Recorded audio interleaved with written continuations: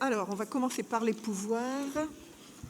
Bonjour à vous tous, tout d'abord, excusez-moi parce que je n'ai pas salué tout le monde. C'est vrai qu'on s'installe maintenant directement sans circuler trop parmi les rangs. Alors, en pouvoir, David Pelletier qui donne pouvoir à Jacky Marcheteau. Oui, Jacky est là. Denis Lesage qui donne pouvoir à Dominique Bonin. Fabienne Parpaillon donne pouvoir à François Eudevin. Isabelle Touzeau donne pouvoir à Pierre Careil. Éric Pelot donne pouvoir à Éric Sautreau. Et alors, j'ai un pouvoir supplémentaire chez Stéphanie Le Goff qui donne pouvoir à Yveline Thibault. Mais Yveline n'est pas arrivée. Elle doit être encore au centre de vaccination, certainement. Elle ne devrait pas tarder. Voilà. Pour les secrétaires de séance, je vous propose Claude Balvet, Yveline, elle n'est pas là, ou Joseph-Marie Alétru. Donc entre Claude Balvet ou Joseph-Marie Alétru, qui est-ce qui est volontaire? Excuse-moi, j'ai reçu un pouvoir, Bernard Landais a envoyé un pouvoir à la Comcom pour moi. Je l'ai en photo sur mon portable. D'accord. Claude, d'accord, merci beaucoup. Donc, Claude Balvet, secrétaire de séance. Donc, du coup, ce conseil communautaire du mois d'avril, quelques petits changements, quelques petites modifications juste avant de rentrer dans les délibérations qui vous sont proposées.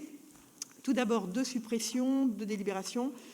La suppression de la délibération 14, qui était celle sur l'avis sur le Stradet, parce qu'en fait, on a collecté quelques avis très tardivement. Le délai pour rendre l'avis n'est pas écoulé, n'est pas arrivé à terme. Donc, il nous apparaît plus opportun de prendre le temps de travailler les nouvelles réflexions que nous avons reçues avant de vous présenter quelque chose qui n'aurait pas du tout, du coup, été complet. Et ça me permet en même temps de vous dire, n'hésitez pas non plus à nous faire remonter vos avis. Enfin, Dominique, c'est Dominique qui devait présenter cette délibération. Si tu veux ajouter, non, c'est bon. Et puis, donc, on supprime cette délibération-là.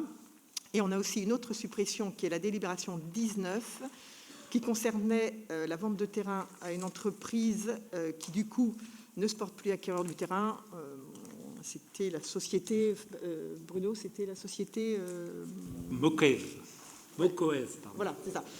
Parce qu'ils ont trouvé une autre solution qui répondait plus rapidement à leur demande. Et puis, vous avez quelques délibérations sur table. On vous les signalera au fur et à mesure que l'on passe. Alors, l'ordre du jour. Tout d'abord, y a-t-il des observations sur le procès-verbal de la séance du Conseil communautaire du 18 mars ? Non, je vous remercie. Et puis ensuite, vous aviez les présentations des délégations consenties par le Conseil communautaire au bureau communautaire et à moi. Est-ce qu'il y a des observations? Non? Très bien, je vous remercie. Donc, on rentre directement dans le vif du sujet et je passe la parole à Nicolas Vanier pour le premier point. Merci Présidente, bonsoir à toutes, bonsoir à tous. Donc la première délibération concerne la fixation du produit de la taxe GEMAPI, gestion des milieux aquatiques et prévention des inondations. On a reçu donc la demande des syndicats. On vous rappelle que cette compétence nous a été transférée en 2018 et qu'elle est aujourd'hui exercée par des syndicats, en l'espèce sur notre territoire. On vous rappelle que le plafond, c'est 40 € par habitant et que c'est un appel à produits que l'on fait.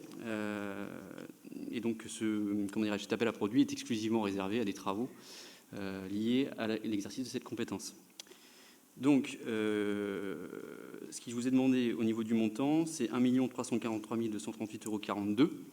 Par rapport au budget primitif, on a une légère augmentation de 37 974,32 € liée à la fois, je dirais, à la demande des participations des syndicats et également à des frais de gestion d'une station de pompage qui n'était pas prévue initialement, sur laquelle on pourrait éventuellement vous apporter des précisions si vous le souhaitez.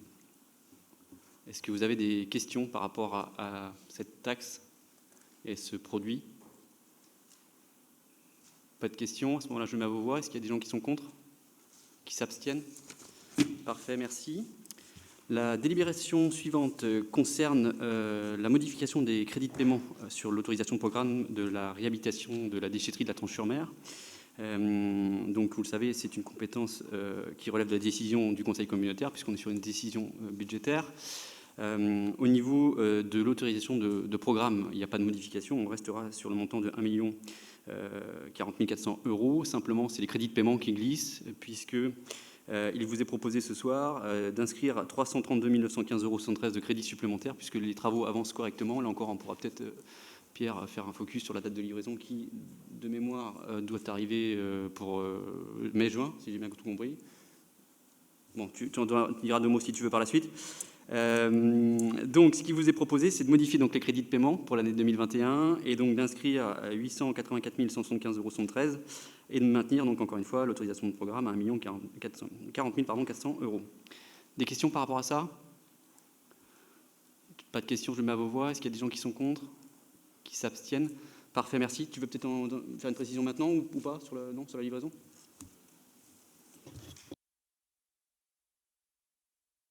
C'est un chantier qui a pris un peu de retard pour différentes raisons, mais donc actuellement on s'organise pour que la déchetterie puisse ouvrir. Alors l'optimum serait la veille du week-end du 8 mai. Mais oh là là, on reste prudent, donc voilà, courant mai, ça devrait être bon. Voilà. Merci. La délibération suivante concerne donc la décision modificative numéro 2. Elle est liée finalement, comment dirais-je, à la modification de la PCP dont on vient de parler, de la déchetterie de la Tranche-sur-Mer. Et donc, on vous demande d'inscrire des dépenses supplémentaires à hauteur de 332 915 € et forcément en équilibre avec des recettes liées à la fois au FCTVA et puis à un emprunt d'équilibre qui, bien sûr, ne sera pas réalisé puisqu'on votera les reports bientôt dans le cadre du budget supplémentaire. Des questions par rapport à ces décisions modificatives? Pas de questions, je le mets à vos voix. Est-ce qu'il y a des gens qui sont contre, qui s'abstiennent? Parfait, merci. La délibération suivante concerne donc le budget principal, le 700, et donc la reconstitution d'amortissement. Vous le savez, certains biens de notre collectivité doivent faire l'objet d'amortissement, et certains biens ne l'ont pas été. Donc on peut corriger ces anomalies avec le compte 1068. Et vous avez donc la liste des biens qui n'ont pas connu de commencement d'amortissement. Donc vous les avez sur table. Atelier relais donc de Mareuil, un terrain aussi à la Bretonnière, un autre atelier à relais donc toujours sur la Bretonnière, et puis donc l'atelier Univers Grabouille encore sur la Bretonnière. Donc ces bâtiments ont été vendus à l'euro symbolique puisqu'ils faisaient l'objet de crédit bail, hein, donc on a perçu des loyers. Et si vous voulez, une cession classique reviendrait en fait à constater une moins-value importante sur ces cessions. Donc ce qu'il nous faut, c'est bien évidemment corriger, réaliser les amortissements. Et donc pour éviter de constater cette moins-value, ce qu'il nous faut, c'est donc reconstituer les amortissements, tout simplement en inscrivant au compte 2832 283 406,16 €, et puis bien évidemment d'inscrire en débit donc sur le 1068 283 406,16 € de la même façon. Voilà. Ce sont des opérations d'ordre, bien sûr. Est-ce qu'il y a des questions par rapport à ça? Pas de questions, à ce moment-là, je mets à vos voix. Est-ce qu'il y a des gens qui sont contre, qui s'abstiennent? Parfait, merci. Et puis, la délibération suivante, c'est le même que celle que je viens de vous évoquer, en tout cas dans le principe. On est sur le budget atelier relais, pareil, des amortissements qui n'ont pas commencé, qui n'ont pas été effectués. Donc, il faut corriger. Et là, on est sur un montant de 439 242,59 €, à la fois en débit et en crédit. Toujours pareil, c'est une opération d'ordre. Est-ce qu'il y a des questions, des remarques sur ces écritures comptables? Pas de remarques. À ce moment-là, je mets à vos voix. Est-ce qu'il y a des gens qui sont contre, qui s'abstiennent? Parfait, merci.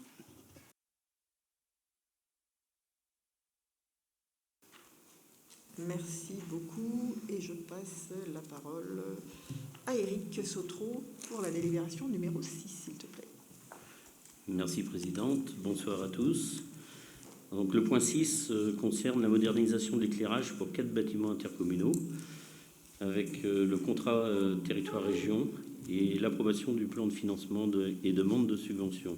Donc, les 4 bâtiments concernés par cette amélioration de l'éclairage et passage en LED sont les salles omnisports de Saint-Jean-de-Beugnier, la salle omnisport de la Jodonnière, la piscine intercommunale de la Tranche et la salle du Conseil à Saint-Michel. Donc les dépenses, comme vous le voyez sur le tableau, s'élèvent au total à 80 730 €, avec une décomposition pour la Jodonnière 18 700, Saint-Jean-de-Beugnier 17 700, la salle du Conseil à Saint-Michel 11 300 et la piscine 22 500. Il est également prévu, ou plutôt noté, des imprévus à hauteur de 15%. Et puis en face, les recettes, ce sont le contrat territoire-région pour 64 584 € et l'autofinancement 20%, 16 146 €. Y a-t-il des remarques, des questions? Je vous propose de passer au vote. Qui approuve, qui est contre l'approbation de ce plan prévisionnel et financement présenté? Qui s'abstient? Merci. Merci Eric. Le point suivant, la médiathèque. Donc, avant d'aborder la délibération, ou les délibérations, juste faire un petit point, puisque vous savez qu'on a acté donc la construction d'une médiathèque à Mareuil-sur-Lay en 2018. Du coup, s'en est suivi évidemment toute une phase d'études pour la démolition et ensuite l'appel d'offres pour la construction. On a réuni cette semaine nos collègues de Mareuil pour faire un petit point sur les dates, et c'est important de savoir où est-ce qu'on va. Donc la démolition, pour tous ceux qui sont passés à Mareuil, bien sûr, ont constaté qu'elle s'est faite normalement. Aujourd'hui, on était un petit peu inquiet sur le début du chantier. Donc voilà, donc on a sollicité les entreprises, faire un petit point de calage pour savoir quand est-ce qu'ils envisageaient de démarrer, puisque le début, Eric, tu me diras si je me trompe, était prévu début avril. Hein, voilà. Et comme on ne voyait rien venir, on s'est quand même un petit peu inquiété, largement. Et donc, le début de la construction, sauf erreur, c'est pour le 5 mai, 3 mai. Hein, voilà. Donc, titre de retard au démarrage.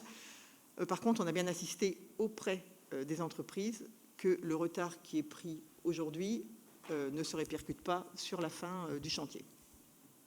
C'est tout ce qu'il y a à dire, mais c'était important de faire un point d'étape parce qu'on voit ce carré qui est vide depuis quand même plusieurs mois. Je pense que mes collègues du pays mareuillais sont régulièrement interrogés pour savoir est-ce qu'elle commence, qu'est-ce qui se passe, pourquoi est-ce que ça ne démarre pas. D'abord parce qu'il fallait attribuer les marchés, les délais de préparation, les délais, etc. Donc ça a pris un petit peu de retard. Et puis la période Covid que l'on traverse qui ne facilite pas non plus le travail. Donc là, voilà, c'est calé le démarrage pour mai, avec une fin de chantier prévue en août ou septembre 2022, à peu près. Voilà, on est sur ces délais-là, globalement. On pourrait envisager une ouverture plutôt en fin d'année 2022 ou début d'année 2023. Je me tourne vers Eric, je regarde pour voir s'il acquiesce. Voilà, on sera vigilant sur le planning. Alors, pardon, oui, excusez-moi, vous avez sur table les délibérations, la 7, la 8 et la 9, puisqu'il y a eu nécessité de faire un petit ajustement. Alors, la première délibération, elle concerne les demandes de subventions qui sont liées à l'achat du mobilier. Vous savez, une médiathèque neuve, donc il faut du mobilier. Pour cela, on se fait aider évidemment de professionnels qui vont nous construire un schéma fonctionnel pour répartir les espaces. Et le montant de financement pour cette opération, pour le mobilier, elle se décompose en deux temps. Vous l'avez, équipement mobilier médiathèque pour 180 000 € et équipement du mobilier pour le bureau pour 10 000 €. Donc un total de 190 000 €. Et pour cela, vient s'adosser une aide de l'État, la DGD, pour un montant de 68 450 € 20. Il vous est donc proposé d'approuver le plan prévisionnel de financement présenté ci-dessus, et notamment le montant prévisionnel d'acquisition de mobilier de 190 000 € hors taxe, soit 220 000 € TTC, de m'autoriser à solliciter pour le mobilier les subventions de l'État à hauteur de 68 450 € 20, et de m'autoriser à signer les documents afférents à ce dossier. Y a-t-il des questions? Vous les avez sur table, oui. Y a-t-il des questions? Non. Y a-t-il des voix contre? Des abstentions?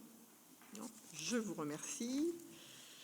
Le point suivant concerne toujours des demandes de subventions, mais là, on est sur le champ informatique. On avait déjà validé, concernant le matériel, un montant de 45 000 €.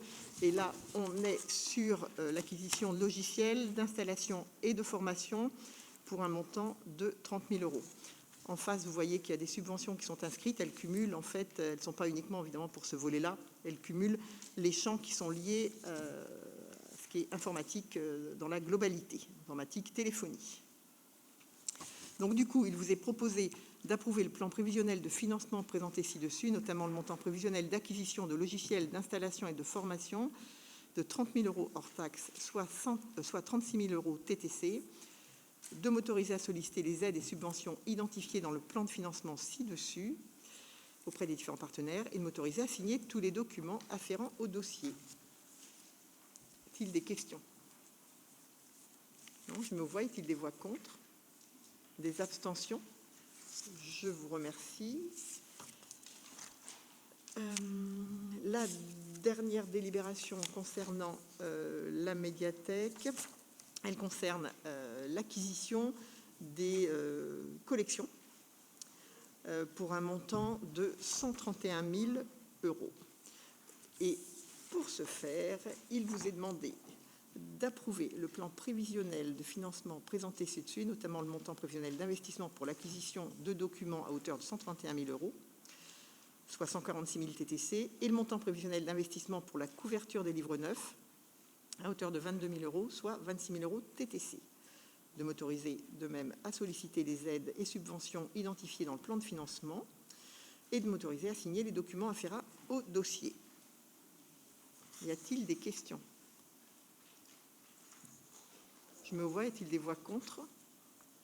Des abstentions? Non. Je vous remercie. Donc évidemment, on reviendra vers vous régulièrement sur le volet de la médiathèque, qui est un très très beau chantier. Et ensuite, alors je suis perdue. Alors ensuite, on reste sur la médiathèque, mais cette fois, on est sur la médiathèque tête de réseau à Luçon, avec une demande de subvention aussi pour le mobilier, puisque il a fallu, le fonctionnement de la médiathèque, évidemment, évoluer à partir du moment où on est plus gros, hein, c'est plus la communauté de communes du Pinet de la Mer. Donc, le fonctionnement en réseau nécessite le transport et la manutention fréquente de documents. De même, on a amélioré ou diversifié l'offre dans ses aspects informatiques et numériques, d'accès pour faciliter aux documents pour les publics empêchés, travailler aussi pour l'attractivité des collections pour les adolescents et les jeunes adultes. Ça a nécessité un réaménagement complet de l'espace avec un mobilier différent, plus modulable, plus fonctionnel, qui va nous permettre d'offrir de nouveaux espaces de présentation et de confort. Entre autres, une salle informatique fermée avec 6 postes et une collection dédiée qui supporte un projet de co-animation avec des partenaires institutionnels et associatifs. Du coup, pour tous ces équipements et pour que ces espaces soient suffisamment facilement aménageables, il vous est proposé d'approuver le plan prévisionnel de financement qui est présenté ci-dessus. Donc, vous l'avez, l'équipement mobilier médiathèque, bâtiment principal pour 108 333 €. Vous avez toujours un petit volet imprévu pour 4 436 €. Et en face, vous avez donc des subventions, toujours la DGD pour 33 830,70 €, le CVT pour 56 384,50 € et un autofinancement de la communauté de communes à hauteur de 22 553,80 €, ce qui nous fait un montant total de 112 769 €. Il vous est donc demandé d'approuver ce plan prévisionnel, de m'autoriser à solliciter pour le mobilier les subventions de l'État et de m'autoriser à signer les documents afférents à ce dossier. Y a-t-il des questions? Oui, François.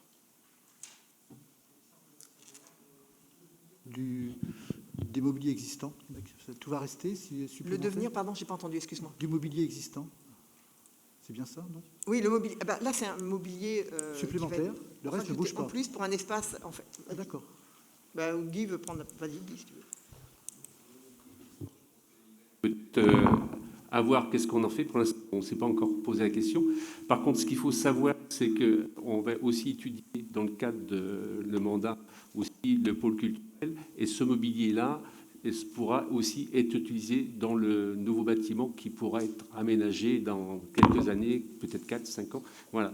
En sachant que là, aujourd'hui, on a eu 2 mobiles extérieurs qui nous a permis de pouvoir déjà agrandir à l'intérieur parce que les bureaux commençaient à prendre de la place dans l'espace dédié public et on avait aussi des soucis sur le côté numérique. C'est pour ça que voilà, aujourd'hui, on va pouvoir développer un peu plus les espaces intérieurs avec aussi des mobiliers qui soient plus adaptés au public d'aujourd'hui. Voilà, et à la demande. Et en fait, on a Mais besoin pour d'oublier parce l'instant- qu'on crée aussi un nouvel espace, hein, un espace lire autrement, qui est plus accessible aux personnes Voilà. handicapées. Je veux dire, il n'y a pas que, c'est pas un renouvellement, c'est aussi pour un nouvel espace. On a créé une surface, on a augmenté la surface, donc évidemment, il faut du mobilier supplémentaire pour occuper cet espace, réorienter, et puis, je dis, accepter ou pouvoir accepter plus facilement un public plus en difficulté, plus accessible, voilà. Donc, c'est plus de mobilité. Au niveau de la médiathèque, c'est une réorganisation et plus de mobilité avec un espace agrandi. Agrandi, voilà, tout à fait. J'ai mis aux voix, non? Je mets aux voix. Est-ce qu'il y a des voix contre? Des abstentions? Je vous remercie. Le point suivant, c'est la constitution et l'adhésion à un groupement de commandes pour le balayage mécanique des voiries. Pour les communes qui déjà adhéraient à ce groupement de commandes, donc vous avez été sollicité par les services de la communauté de communes, puisque le marché public trouvera son terme le 30 septembre 2021. Il fallait donc relancer une procédure de marché public. Donc ce groupement a pour objet de coordonner les procédures de passation, signature, notification des marchés et accords cadres en ce qui concerne le balayage. La communauté de communes, comme la dernière fois, et donc le coordonnateur du groupement. Je crois que c'était jusqu'au 15, jusqu'à aujourd'hui, pour rendre les linéaires, pour qu'on puisse lancer le marché correctement. Du coup, il vous est proposé d'adhérer au groupement de commandes pour le balayage mécanique des voiries, d'approuver les termes de la convention constitutive du groupement de commandes balayage mécanique des voiries, d'approuver le rôle de coordonnateur du groupement de la communauté de communes suivant des littorales dans le cadre de cette procédure, de m'autoriser à signer la convention constitutive de groupement de commandes et à prendre toutes mesures nécessaires à son exécution, de m'autoriser à signer les éventuels avenants à cette convention constitutive et de m'autoriser à lancer la procédure de marché public concernée. Est-ce qu'il y a des questions sur ce marché? Non. Je me vois, est-ce qu'il y a des voix contre? Des abstentions? Merci beaucoup. Et je passe la parole à Dominique Bonnat. Merci Madame la Présidente. Donc c'est la 12e délibération. C'est l'abandon de la procédure de révision accélérée du plan local d'urbanisme de la commune de Nalliers. En fait, la commune de Nalliers donc, a une procédure de révision accélérée du plan local d'urbanisme qui date de près de 6 ans. Et ce projet de révision n'a pas évolué depuis bientôt 3 ans. Le porteur en plus, il y avait un projet de parc éolien donc sur la commune. Et ce projet, donc, aujourd'hui, n'a plus cours. Hein. La société, donc, EOL de Nalliers ne s'est plus manifestée. Donc, il est noté l'absence d'intérêt maintenant à poursuivre, bien sûr, cette procédure de révision qui avait pour unique objet, en fait, la réalisation de ce projet éolien. Donc, on vous propose, en tout cas, d'abandonner la procédure de révision accélérée du plan local d'urbanisme pour la commune de Nalliers et d'autoriser la présidente ou son représentant à exécuter la présente délibération et de signer toutes les pièces relatives à ce dossier. Y a-t-il des questions? Peut-être des précisions? Non. On le soumet à votre vote. Qui est contre? Qui s'abstient? On vous remercie. Délibération suivante, c'est la 13e. C'est l'abrogation du bilan de concertation et de l'arrêt du projet de schéma de cohérence territoriale, donc suivant des littorales, et les modalités de concertation complémentaires. Donc on vous rappelle, mais vous le savez tous, bien sûr qu'actuellement nous sommes donc repartis sur un projet de PADD pour le SCOT, donc après l'arrêt du 5 mars 2020 qui avait prescrit des observations, que ce soit par les personnes publiques associées ou également par les services de l'État. Sachant que ces observations portait essentiellement sur la révision de la baisse de l'objectif de croissance démographique et la mise en cohérence des objectifs de création de logements diminués avec l'objectif de croissance démographique et la traduction de l'objectif de lutte contre l'étalement urbain et la limitation de la consommation de l'espace et de préservation de la ressource foncière. En prescription également, il y avait bien sûr des prescriptions en matière d'aménagement commercial et aussi la compatibilité de projets avec les dispositions sur la loi littorale. Donc plusieurs observations qui font qu'aujourd'hui, on est reparti sur donc un nouveau PADD. On nous demande bien sûr des modalités de concertation à mettre en place qui font l'objet de cette délibération. Elles sont les suivantes. On nous demande de communiquer sur le site internet de la communauté de communes Sud-Vendée Littoral, avec le lien donc, de la communauté de communes. Communiquer également par voie de presse pour informer la population sur les avancées des études.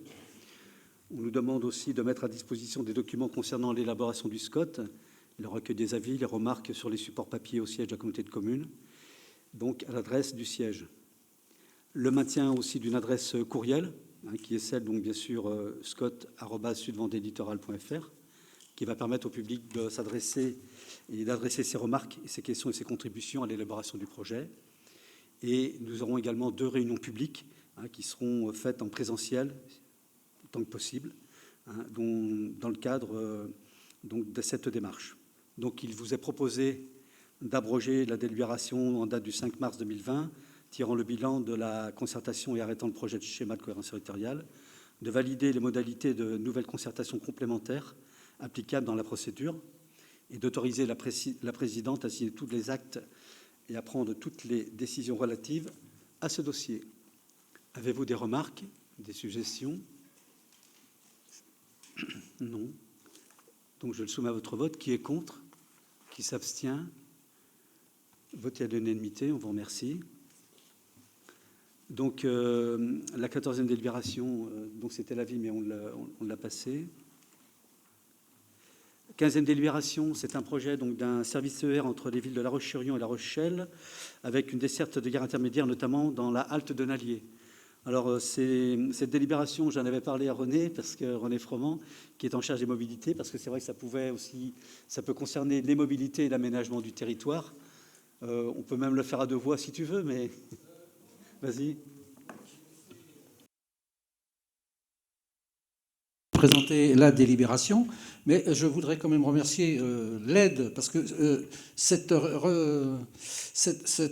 ligne qui était peut-être donnée à fermer ou pas d'arrêt à Luçon, la mobilisation d'associations comme le DSP, les élus aux alentours, et surtout avec l'aide de la mairie de Luçon, où nous avons régulièrement participé à des arrêts de train, des manifestations et autres, fait que cette ligne a permis à la région à forcer la région de s'engager à la restauration de cette ligne. Je vous rappelle que c'était le fameux pont Eiffel qui donnait des gros soucis, puisque là, on roulait à 30, 40 à l'heure.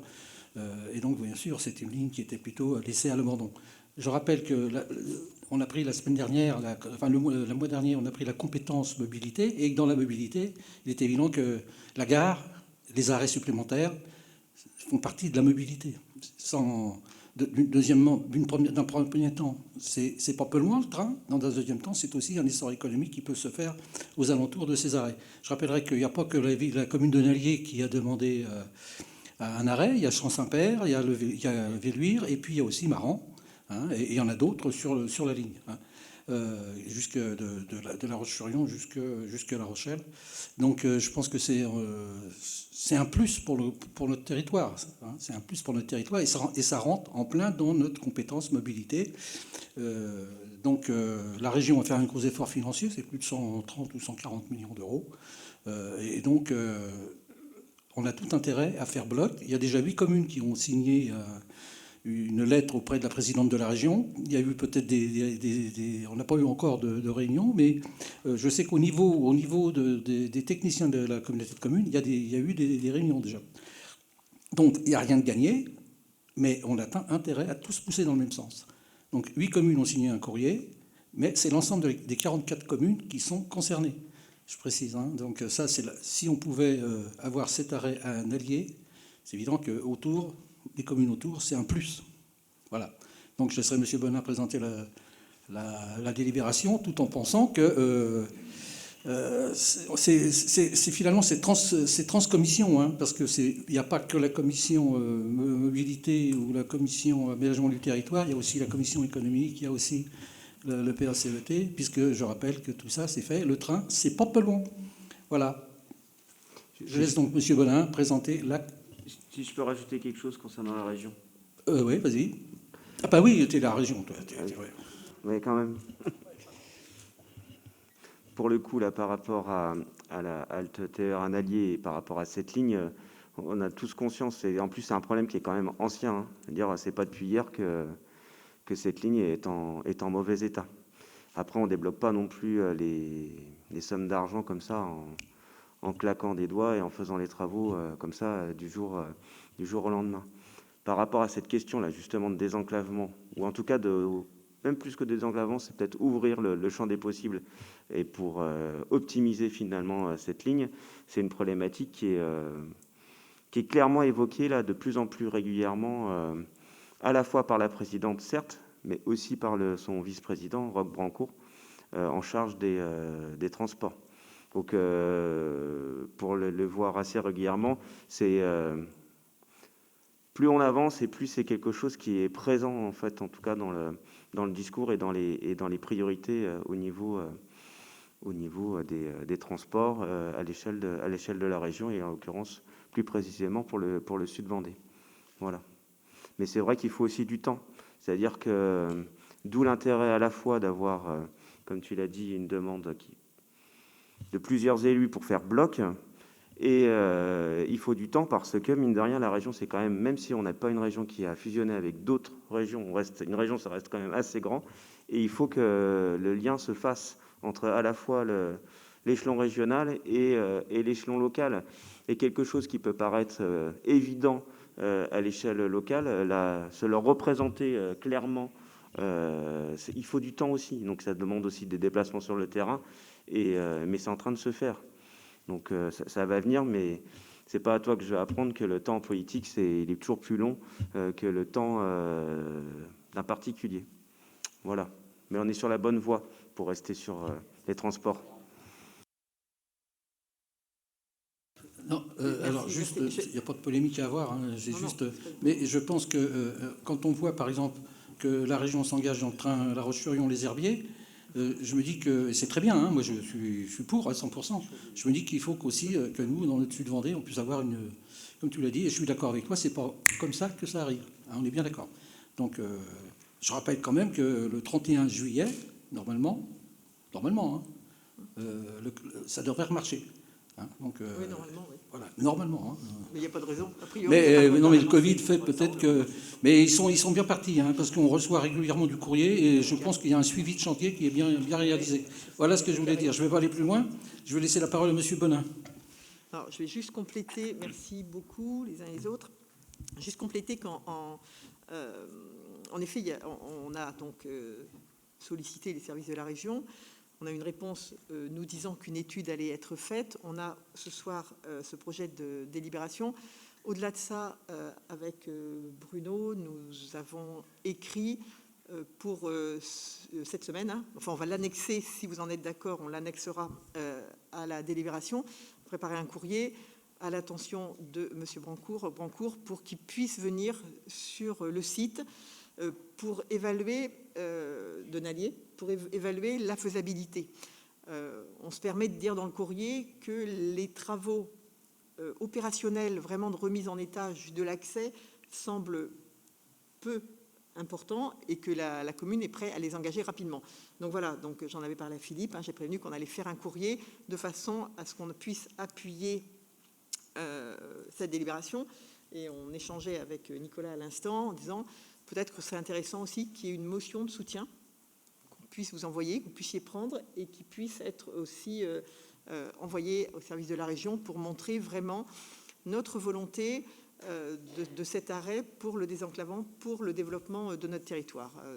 Voilà. Plus on unira nos forces, comme vous le dites tous, plus on aura nos chances. Donc, peut-être un intérêt de rédiger une motion qu'on vous transmettra et sur lesquels on vous demandera de vous positionner de façon à ce qu'on puisse l'envoyer dans un second temps. Mais voilà, donc il y a un courrier qui partira de toute façon déjà en même temps que la délibération. Dominique, je te repasse la parole.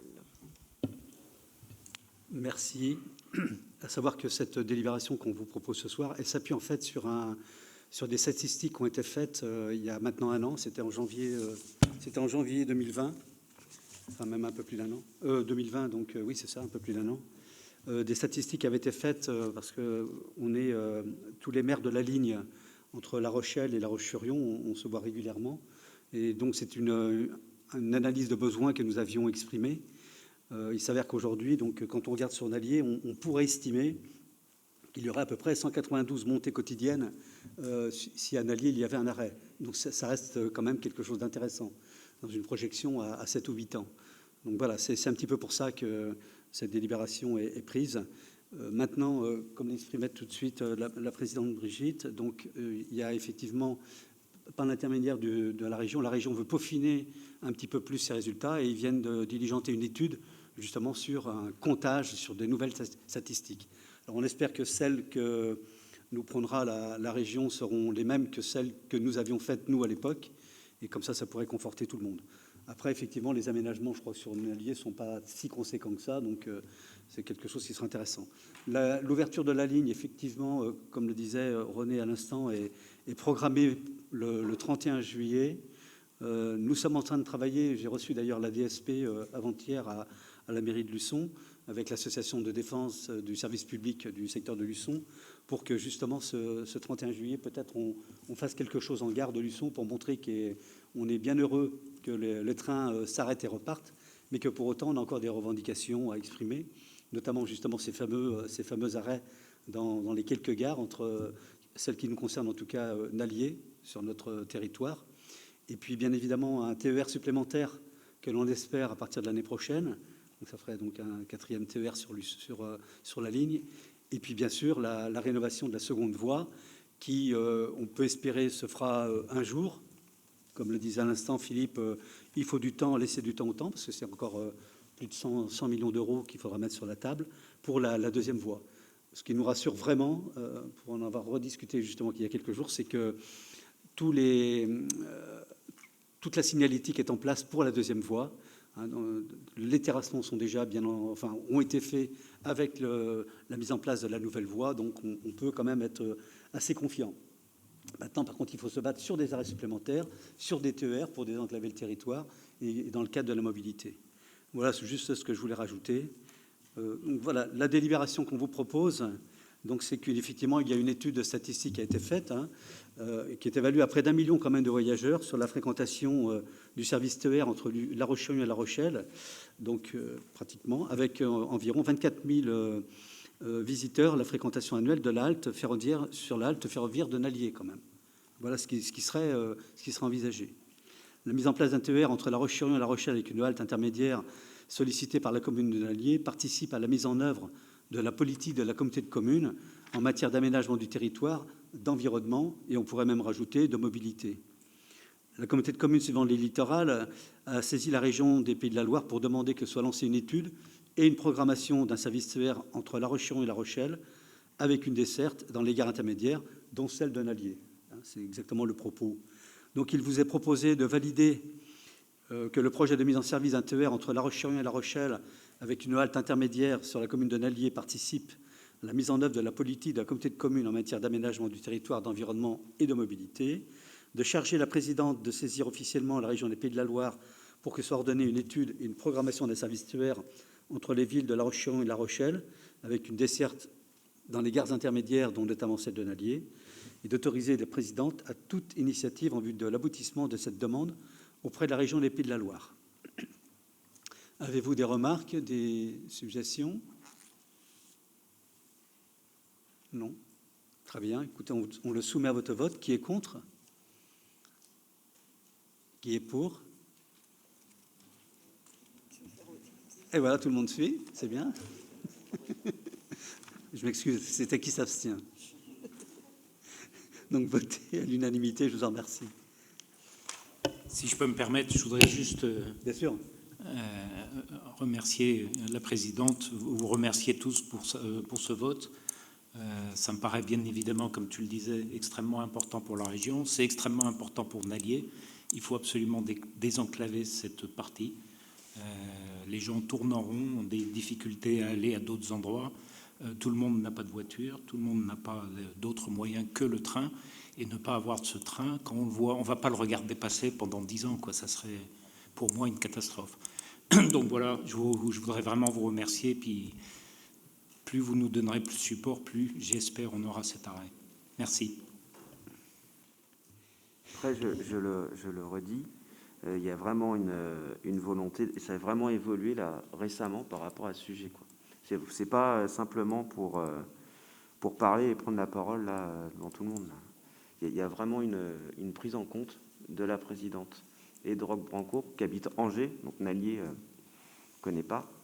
Même s'il a tort, mais il va se déplacer pour que ça avance justement sur ce dossier-là. D'où l'intérêt de faire front commun et justement que le lien se fasse entre élus locaux et élus régionaux. Très bien. Bien. Point suivant, donc c'est la 16e délibération. C'est le retrait du droit de préemption urbain pour la commune de Nallier. Décidément, ce soir, Nallier est en effervescence. Non, ça bouge à Nallier.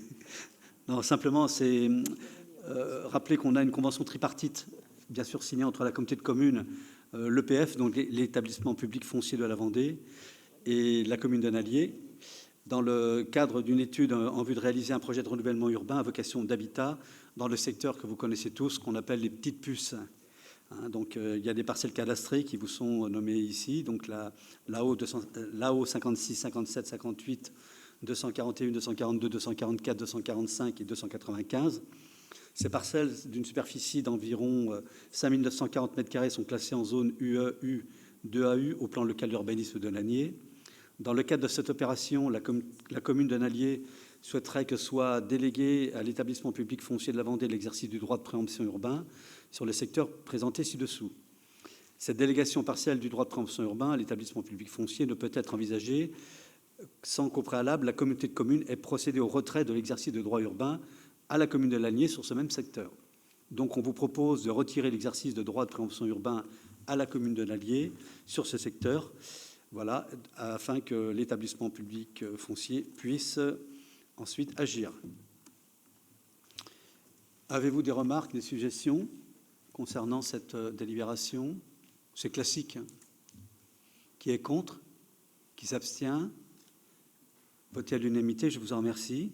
La délibération suivante, c'est la 17e.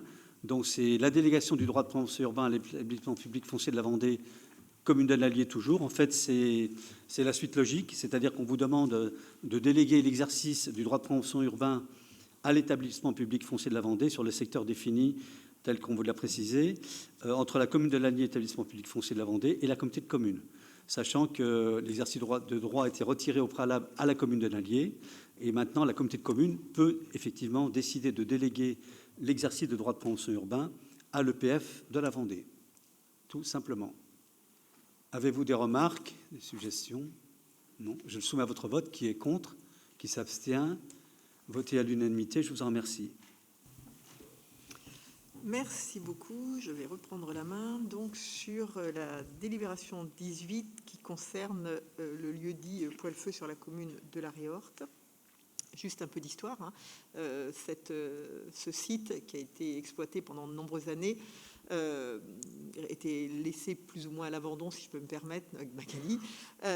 Il appartenait donc à la commune de la Réorte, qui ensuite l'a transféré à la communauté de communes de Saint-Hermine, et ensuite donc qui est rentré dans le giron de la communauté de communes Sud-Vendée Littoral. C'est un site, comme il était laissé, il n'y a plus d'exploitation, donc laissé à l'abandon, donc un site devenu dangereux, avec une tour, pour ceux qui sont passés, une tour assez importante, en assez mauvais état, très mauvais état.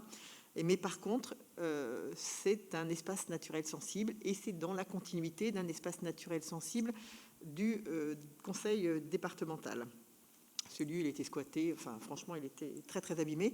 Donc la communauté de communes a décidé, on l'a voté il y a quelques années, on doit l'avoir par là, on a décidé donc de le nettoyer, c'est-à-dire de d'écrouler tout ce qu'il y avait, de le rendre à son état naturel d'ENS.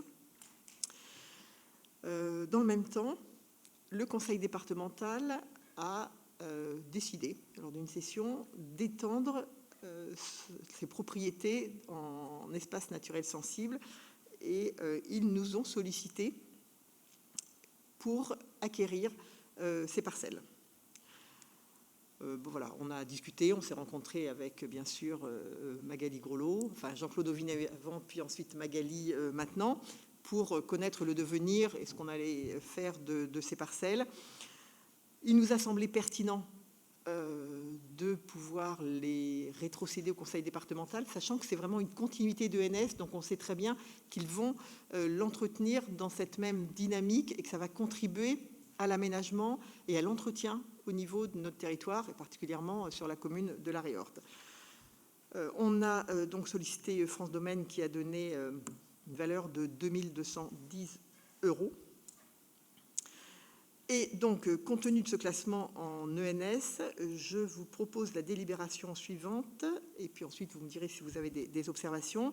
Donc, de céder les parcelles de terre cadastrées ZP 87, 88, 89, 90, enfin 91, 92, 93, d'une superficie totale de 10 053 m², 6 poil-feu sur la commune de La Réorte, au département de la Vendée, à l'euro symbolique, 1 €, étant précisé que les frais notariés seront à la charge de l'acquéreur, de m'autoriser à signer l'acte notarié et tout document relatif à cette vente, et puis d'autoriser à ce que je sois représentée le cas échéant pour la vente. Est-ce que quelqu'un veut s'exprimer, Magali ou...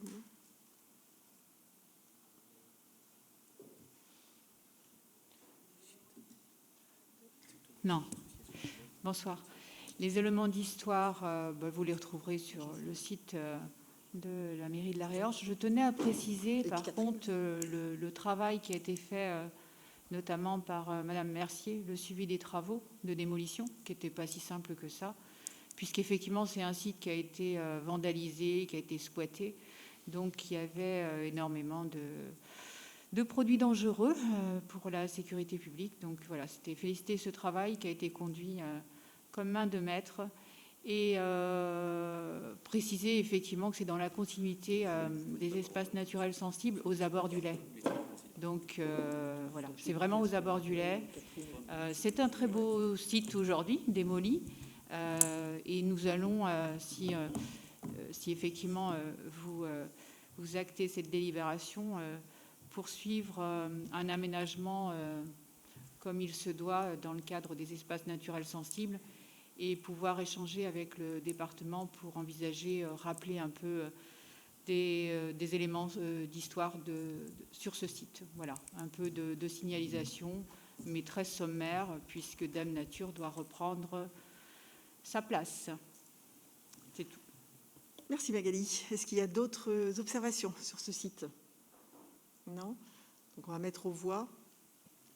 Par contre, ouais, Arnaud, tu votes pas? Catherine non plus, moi non plus, je ne prendrai pas part au vote. Donc je mets aux voix. Y a-t-il des voix contre? Des abstentions? Non. Je vous remercie. Et je passe la parole à Bruno. Ah ben non, parce qu'on a supprimé ce point. Pardon Bruno, excusez-moi. Et je continue du coup pour la convention cadre avec la SAFER. On les connaît tous, on travaille régulièrement avec eux, puisqu'elle nous apporte son concours, tout ce qui est réalisation d'opérations foncières, notamment pour la constitution de réserves favorisant les objectifs généraux d'aménagement agricole. Alors, l'intervention de la SAFER peut se concrétiser par une convention ayant pour objet de préciser le cadre et les modalités d'action. Au niveau des objectifs, on va retrouver assurer la promotion et le développement d'une agriculture durable, préserver les ressources naturelles, mettre en œuvre une politique publique d'aménagement. Vous avez les 4 actions autour de lesquelles s'articule le projet de convention, qui est la veille et l'observation foncière, l'émission de concours techniques, enquête foncière préopérationnelle et évaluation et appréhension de biens vacants et sans maître, les missions opérationnelles pour la promotion et le développement d'une agriculture durable et les missions opérationnelles pour la mise en œuvre des politiques publiques d'aménagement. À ce jour, on n'a qu'une partie du territoire qui est couverte par une contractualisation avec la SAFER, et donc il vous est proposé par cette délibération d'étendre la nouvelle convention cadre à l'ensemble du territoire de la communauté de communes, sachant qu'une telle contractualisation permet, comme son nom l'indique, de définir le cadre de toute intervention SAFER. Vous aviez aussi le détail de la rémunération de la SAFER, qui est sous deux aspects. Le premier, qui correspond à un temps passé, et puis le second, qui est plutôt un montant proportionnel pour la veille foncière. Il vous est donc proposé d'approuver la convention cadre relative à la surveillance et à la maîtrise foncière passée entre la SAFER et la communauté de communes Sud-Vendée Littoral comme annexée à la présente délibération, et de m'autoriser ou représentant de la communauté de communes à signer la dite convention dès que la présente délibération sera exécutoire. Y a-t-il des questions là-dessus? Non. Donc je mets aux voix. Y a-t-il des voix contre? Des abstentions? Non. Je vous remercie. J'en ai terminé avec l'ordre du jour formel. Y a-t-il des questions? Non, pas d'observation. Dans ces cas-là, je clôt ce conseil communautaire et je vous remercie. Bonne soirée.